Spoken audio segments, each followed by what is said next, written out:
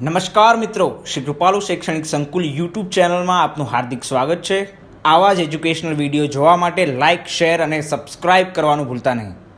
11મા ધોરણના ગયા લેક્ચરમાં આપણે અર્થસૂચક જે સંખ્યાઓ છે એના સરવાળા, બાદબાકી, ગુણાકાર, ભાગાકાર ની સરસ મજાની બધી ચર્ચાઓ કરી। તમે આગળ ઉપર જશો, કોમ્પિટિટિવ એક્ઝામ આપો, તમે નીટ આપો, ગુજકેટ આપો કે જી આપો, એડવાન્સ આપો, તો તમે કેલ્સી વગર સરસ રીતે ગણતરી કરી શકો ને એના માટેનો ગયો લેક્ચર અને એની આગળનો લેક્ચર પણ ખૂબ મહત્વના છે। આશા રાખું કે ગણતરી તમને બરાબર આવી હશે, બરાબર? વિના સંકોચે બધી તમને પૂછી શકો।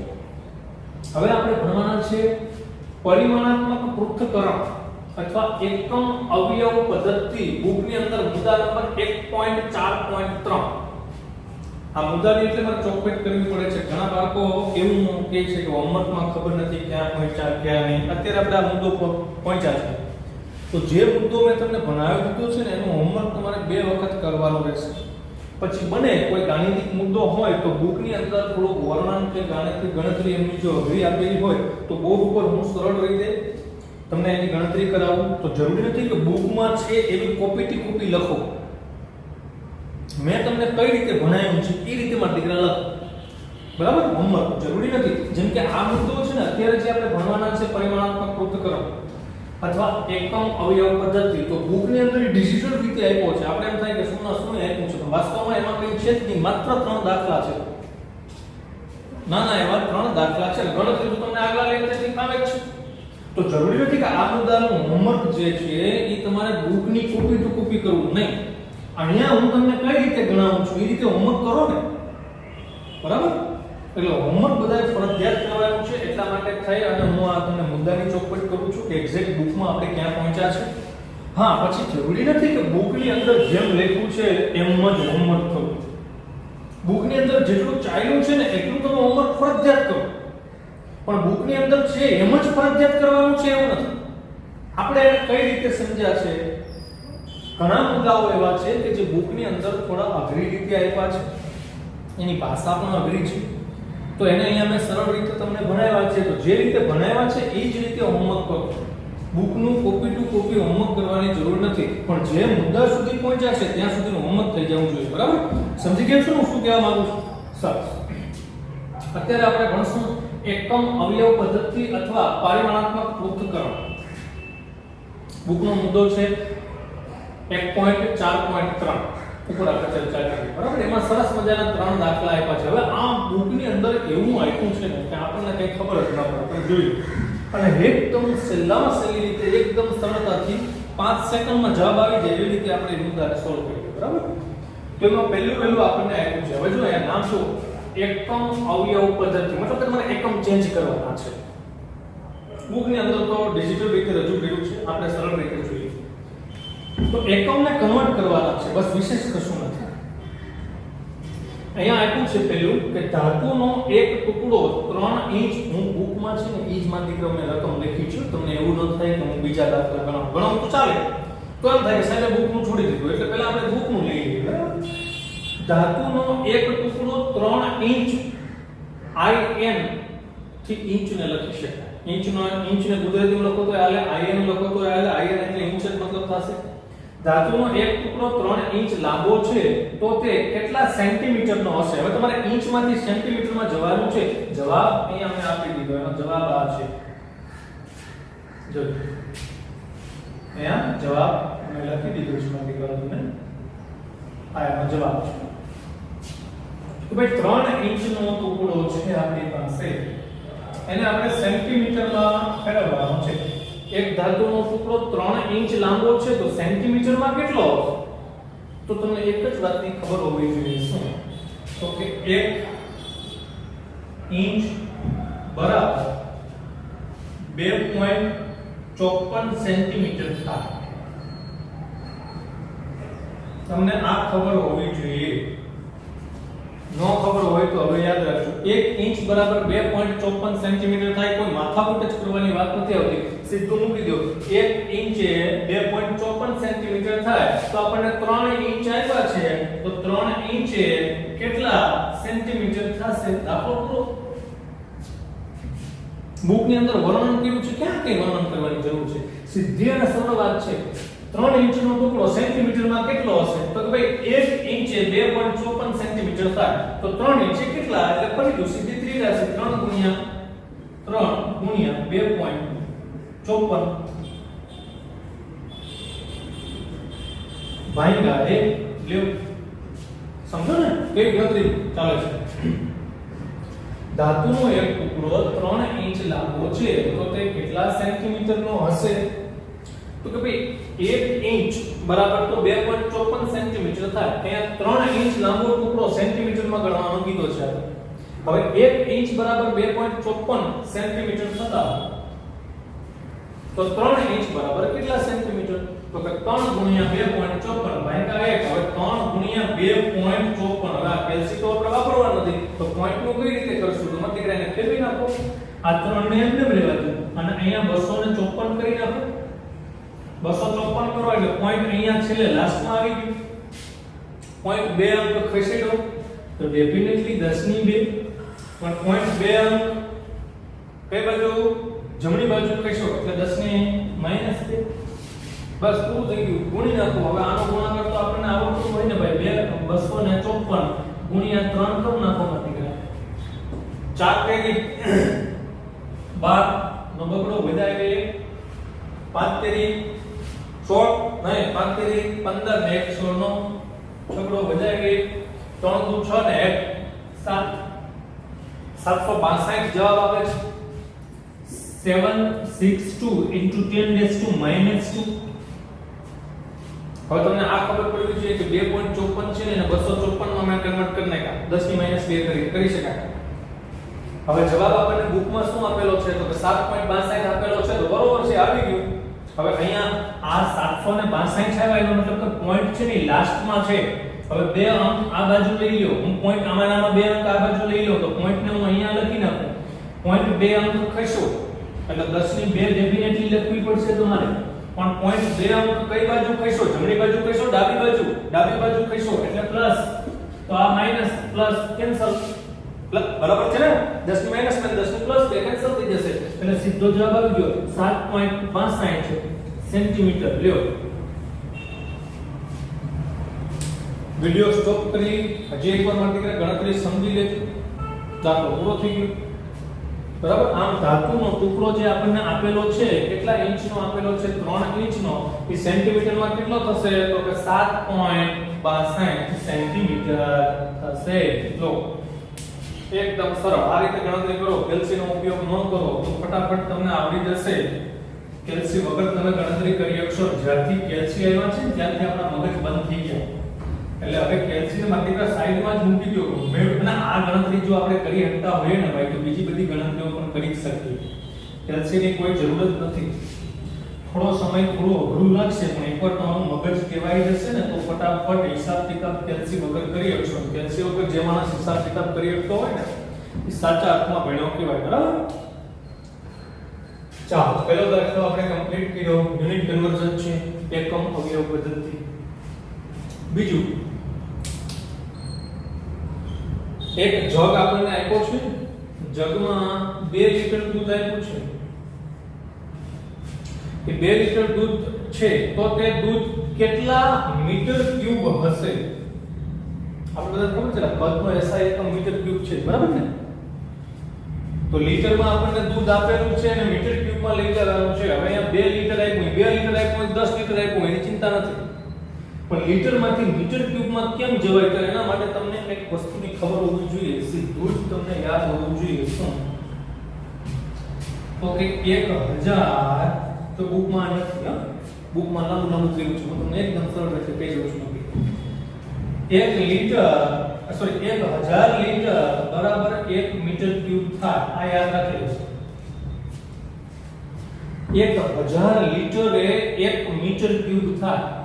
તો અહીંયા જગમાં 2 લિટર દૂધ આપ્યું છે તો મીટર ક્યુબમાં કેટલું થશે? 2 લિટર દૂધ છે એ કેટલા મીટર ક્યુબ થશે? તો કે 1000 લિટરે 1 મીટર ક્યુબ તો 2 લિટરે કેટલા મીટર ક્યુબ? લ્યો દાખલો કરો. ત્રિરાશી તો આ બધાને આવડે જ. જો હું ગણી દઉં 2 ગુણ્યા 1 એટલે 2 ગુણ્યા 1 ત્રિરાશી મૂકીને ભાંગા 1000 બહુ સરળ છે મારા દીકરા 2 ગુણ્યા 1 ભાંગા 1000 તો 2 ગુણ્યા 1 એટલે કેટલા થયા 2 અને 1000 એટલે 1 ની પાછળ 3 વિધાન છે તો એને 10 ની પ્લસ ઉપર આમ લખીએ થાય હલો લખીએ કરેલા જોજો 1000 હોય તો 1 ની પાછળ 3 વિધાન થયા તો 10 ની 3 ઘાત લખી શકાય એને ઉપર લઈ જાઓ તો 2 ગુણ્યા આ 10 ની પ્લસ 3 નીચે છે એ ઉપર જશે એટલે -3 આ આવી ગયું મીટર ક્યુબ આ જવાબ બુકમાં આપેલો જ છે આપણે જોજો મેં અહીં લખ્યો છે આવી ગયો જવાબ લખો છો જો આવી 2 ગુણ્યા 10 ની -3 મીટર ક્યુબ 2 ગુણ્યા 10 ની -3 મીટર ક્યુબ પૂરું થઈ ગયું મતલબ શું મોટી વાત છે બરાબર પણ મોસ્ટ ઇમ્પોર્ટન્ટ ઇઝ તમને આ ખબર હોવી જોઈએ 1000 લીટર 1 મીટર ક્યુબ થાય એ માટે તમને ખબર હોવી જોઈએ બરાબર સરસ તો આવી રીતે યુનિટ કન્વર્ઝન કરી શકાય એકમ અવયવ પદ્ધતિથી આપણે એકમોને ચેન્જ કરી શકીએ બદલી શકીએ આગળ ઉપર જઈએ હજી હું કહું છું કે વિડિયો સ્ટોપ કરી ગણતરી મારા દીકરા સમજી લેજો પાવર આવી જશે તમારી અંદર હા હું ચેલેન્જ આપું છું પ્રોમિસ કરું છું બરાબર સરસ રીતે તમે આને સમજશો ને એટલે એક વીટો પાવર તમારો વધી જશે અચ્છા હવે બહુ સરસ એવું પૂછ્યું છે કે 2 દિવસની સેકન્ડ કેટલી 2 દિવસની સેકન્ડ કેટલી આપણે દાખલા ગણવાનો પ્રયત્ન કરીએ સોરી મેં એનો જવાબ નથી લીધો પણ જે આવે કે બુક સાથે સરખાવી દો તો 2 દિવસ ની કલાક કેટલી થાય એક દિવસની 24 કલાક તો 2 દિવસની કલાક કેટલી થાય 48 એક દિવસની 24 કલાક થાય તો 2 દિવસની કલાક કેટલી 48 કલાક થશે 48 હવે તમે સેકન્ડ પૂછી છે તો કલાકમાંથી સેકન્ડમાં જવું પડે તો 1 કલાકની સેકન્ડ કેટલી 60 1 કલાકની સેકન્ડ કેટલી થાય 60 સોરી 1 કલાકની સેકન્ડ થાય 3600 માય વેરી સોરી હા 1 મિનિટની સેકન્ડ કેટલી થાય 60 તો સરસ રીતે સીધું થઈ જાય કે ભાઈ 2 દિવસની 48 કલાક થતી હોય તો પહેલા કલાક ગણી લીધી 2 દિવસની 48 કલાક થઈ તો 48 કલાકની સેકન્ડ કેટલી તો 1 કલાકની હવે તમે કલાક તો હાથમાં આવી ગઈ છે કે કલાક કેટલી છે 48 કલાક છે હવે 1 કલાક ની સેકન્ડ કેટલી થશે તો કે 1 કલાકની તમારે સેકન્ડ ગણવી પડે તો 1 કલાકની મિનિટ 60 થાય 1 કલાકની મિનિટ કેટલી થાય 60 અને 1 મિનિટની 60 સેકન્ડ થાય એટલે તમને જે કલાક આપી હોય ને 1 કલાકમાં મિનિટ કેટલી હોય તો કે 60 અને 1 મિનિટની 60 સેકન્ડ થાય તો એને ગુણ્યા 60 કરો ને એટલે સીધી સેકન્ડ આવી જશે 3600 સેકન્ડ થાય 1 કલાક હા ધીમે તો આ આપણને ખબર પડી તો કે ભાઈ 1 મિનિટ હવે 1 કલાકની 60 મિનિટ થાય તો 1 મિનિટની 60 સેકન્ડ થાય હા બધું મટીરીયલ તમારી સામે આવી ગયું સીધું ગણી શકાય તો 1 કલાકની સેકન્ડ કેટલી થશે તો કે 1 કલાક એને ગુણ્યા તમે 60 કરો ને એટલે મિનિટ આવી જાય કારણ કે 1 કલાકની 60 મિનિટ થાય અને 1 મિનિટની 60 સેકન્ડ થાય એને ગુણ્યા 60 કરી નાખો એટલે સેકન્ડ થઈ ગયું તો 1 ગુણ્યા 60 ગુણ્યા 60 તો 1 ગુણ્યા 60 એટલે 60 ગુણ્યા 60 એટલે 60 36 ને બે શૂન્ય ચડાવી દો તો 3600 સેકન્ડ થાય તો 1 કલાકની 3600 સેકન્ડ થાય આ મેં તમને ખાલી કીધું અથવા તમે આને યાદ રાખજો અમે તમને ગણતરીથી ખાલી સમજાવવાનો પ્રયત્ન કર્યો બરાબર અથવા સીધું તમે યાદ રાખજો 1 કલાકની 3600 સેકન્ડ થાય બરાબર જોજો 1 કલાકમાં મિનિટ કેટલી હોય 60 એટલે 1 કલાક ગુણ્યા 60 કરો ને બરાબર સમજો 1 કલાક ગુણ્યા તમે 60 કરશો એટલે મિનિટ મળશે અને 1 મિનિટની 60 સેકન્ડ એટલે પાછા ગુણ્યા 60 કરશો ને એટલે તમને સીધું શું મળી જાય સેકન્ડ તો 1 કલાક ગુણ્યા 60 એટલે મિનિટ પાછા ગુણ્યા 60 કરો ને એટલે શું મળે સેકન્ડ તો 1 ગુણ્યા 60 ગુણ્યા 60 એટલે સેકન્ડ એટલે કેટલા થઈ ગયા 60 ગુણ્યા 60 ગુણ્યા 1 એટલે 3600 તો 1 કલાકની અથવા તમારે સીધું યાદ રાખી લેજો કે 1 કલાકની 3600 સેકન્ડ થાય 1 કલાકની 3600 સેકન્ડ થાય યાદ રાખી લેજો અથવા સીધી ખબર પડી જાય 1 કલાક ગુણ્યા 60 કરો એટલે મિનિટ ને પાછા ગુણ્યા 60 કરો એટલે સેકન્ડ 60 ગુણ્યા 60 એટલે 3600 હવે 1 કલાકની 3600 સેકન્ડ થાય 2 દિવસની કલાક કેટલી થઈ 48 સેકન્ડ ગણી ને 2 દિવસની 2 દિવસની સેકન્ડ કેટલી તો 2 દિવસની પહેલા કલાક ગણ નાખી તો કે કલાક કેટલી થઈ તો કે 48 કલાક થઈ હવે 1 કલાકની 60 સોરી 1 કલાકની 3600 સેકન્ડ તો 48 કલાક ની કેટલી સેકન્ડ લ્યો પૂરું થઈ ગયું હું આશા રાખું છું કે તમને ખબર હોવી જોઈએ કે 1 કલાકની 3600 સેકન્ડ થાય કઈ રીતે તો કે કલાક ગુણ્યા 60 કરો એટલે મિનિટ મળશે 1 મિનિટની 60 સેકન્ડ થાય 1 કલાકની 60 મિનિટ 1 મિનિટની 60 સેકન્ડ એટલે 1 કલાક ગુણ્યા 60 કરો એટલે મિનિટ મળે તો પાછા ગુણ્યા 60 કરો એટલે કલાકની સેકન્ડ મળે તો 1 કલાકની 3600 સેકન્ડ થાય તો 2 દિવસની 48 કલાક છે તો 48 કલાકે કેટલી સેકન્ડ મળશે દાખલો પૂરો થઈ મળતી ગયો સીધી જ રાશિ આપણે મૂકી દઈએ 48 ગુણ્યા 3600 ભાગ્યા 3600 48 ગુણ્યા 3600 ભાગ્યા 1 તમે કરો હાલો 48 ગુણ્યા 3600 કરો ભાગ્યા 1 તો કલક ન કરો શું ફેર પડશે એટલે આપણે એક કામ કરીએ બે શૂન્ય છે આને છોડી દઈએ અને સીધા 48 ગુણ્યા 36 કરવાનો પ્રયત્ન કરીએ મેં 3600 ની પાછળ બે શૂન્ય છે ને એ હમણાં ધ્યાનમાં લેતા નથી બરાબર આ બે શૂન્ય એમને રહેવા દઈએ અને ગુણ્યા કરશું એટલે આ 0 જવાબ કેટલો આવશે તો કે બે આવશે 8 તેરી 24 નો ચોગડો વધ્યા કરી 2 4 તેરી 12 બરોબર છે 12 અને 2 13 14 8 6 48 નો આટલો વધ્યા કરી 4 6 24 4 કેટલા થશે 28 હાલો સરવાળો કરી નાખ બરોબર છે ને બોલો સાથે ને આપણે 8 તેરી 24 પેલા તો અહીંયા શૂન્ય રાખવી પડશે કારણ કે બે અંક છે ગુણાકાર બધાને આવડતા હશે 8 તેરી 24 ચોકડો વધ્યા એને 2 4 તેરી 12 ને 2 12 વધ્યા એને 24 24 લખી નાખ 6 અથવા 8 6 48 નો આંકડો વધ્યા એને 4 6 24 ને 4 ઉપરની વિદ્યા છે 24 ને 4 28 આ થઈ ગયા 8 8 ને 4 12 1 3 4 ને 5 5 પછી 6 ને 7 7 અને આ 1 આવી રીતના આપણો જવાબ આવશે હવે આ બે શૂન્ય પાછળ લગાવી દઈએ એટલે આવું થશે જવાબ બે શૂન્ય અહીંયા જોડ્યા હતા ને એ પાછા અહીંયા પાછળ મૂકવા પડશે એટલે જવાબ માંથી ગ્રાફ ફાઇનલ થઈ ગયું તો કે 17280 આટલી સેકન્ડ થશે બે દિવસ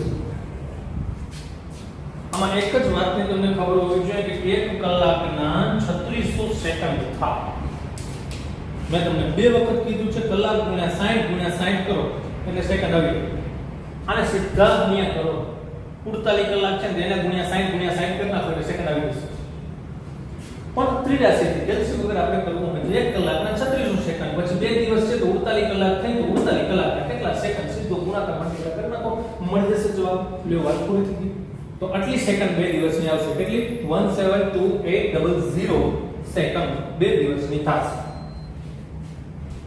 આશા રાખું તમને ગણતરી બરાબર સમજાણી હશે તો અહીંયા તમારે ત્રણ વાત બરાબર રીતે યાદ રાખવાની છે વન્સ અગેન હું રિપીટ કરું છું ને તમારે એ યાદ રાખવું પડશે ઇંચનો અને સેન્ટીમીટરનો સંબંધ તમારે યાદ રાખવું પડશે 1 ઇંચ બરાબર 2.54 સેન્ટીમીટર થાય એક યાદ રાખવા જેવું છે બીજું અહીંયા મેં તમને કીધું તો 1000 લીટરે 1 મીટર ક્યુબ થાય મોસ્ટ આઈમ 1000 લીટરે 1 મીટર ક્યુબ થાય અને ત્રીજું અહીંયા યાદ રાખવાનું છે 1 કલાકના 3600 સેકન્ડ થાય આ ત્રણ વાત યાદ હોય એટલે આ અવયવ પદ્ધતિ પૂરી થઈ જાય એકમ અવયવ પદ્ધતિ કશું છે બરાબર અને હવે આપણે પહોંચ્યા છે મુદ્દા નંબર 1.5 બહુ સરસ રાસાયણિક સંયોગીકરણના નિયમો હવેથી સમજવાનું શરૂ થયું ગણતરીઓ પૂરી થઈ ગઈ થિયરી શરૂ થાય રાસાયણિક સંયોગીકરણના નિયમો તમે જુઓ તો ખરા શું ટાઇટલ આપ્યું છે હું અહીંયા લખું છું હા કે ભાઈ રાસાયણિક સંયોગીકરણના નિયમો અને મુખ્યત્વે 5 છે તમને એમ કોઈ પૂછે કે રાસાયણિક સંયોગીકરણના નિયમો કેટલા છે? મુખ્ય નિયમ 5 છે. પણ શું કેના નિયમો? 5 તો છે, પણ કોના 5 નિયમો? રાસાયણિક સંયોગીકરણના. હવે આપણને એ જ ખબર નથી કે રાસાયણિક સંયોગીકરણ એટલે શું. રાસાયણિક સંયોગીકરણના 5 નિયમો ઘણા ભણી ગયા. 5 નિયમ છે રાસાયણિક સંયોગીકરણ. પણ કોના 5 નિયમો છે? તો ભાઈ રાસાયણિક સંયોગીકરણના 5 નિયમો. 5 નિયમો આપણે ભણવાના છે. પણ સવાલ પહેલો તો એ છે કે રાસાયણિક સંયોગીકરણ એટલે શું? આવતા લેક્ચર બરાબર સરસ રીતે આપણે એની ચર્ચા કરીશું. અને તમને જો કોઈને એવી ઈચ્છા થાય તો મને ખુશી થશે. મને કોમેન્ટમાં લખીને આપજો, અથવા તો મને કોઈ WhatsApp ઉપર લખીને આપજો કે રાસાયણિક સંયોગીકરણ એટલે શું.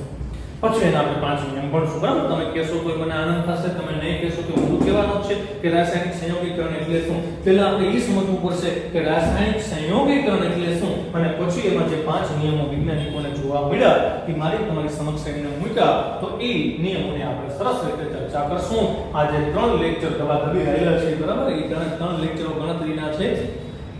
કંઈ પણ એમાં સવાલ થાય મસ્ટ બી ટેલ મી.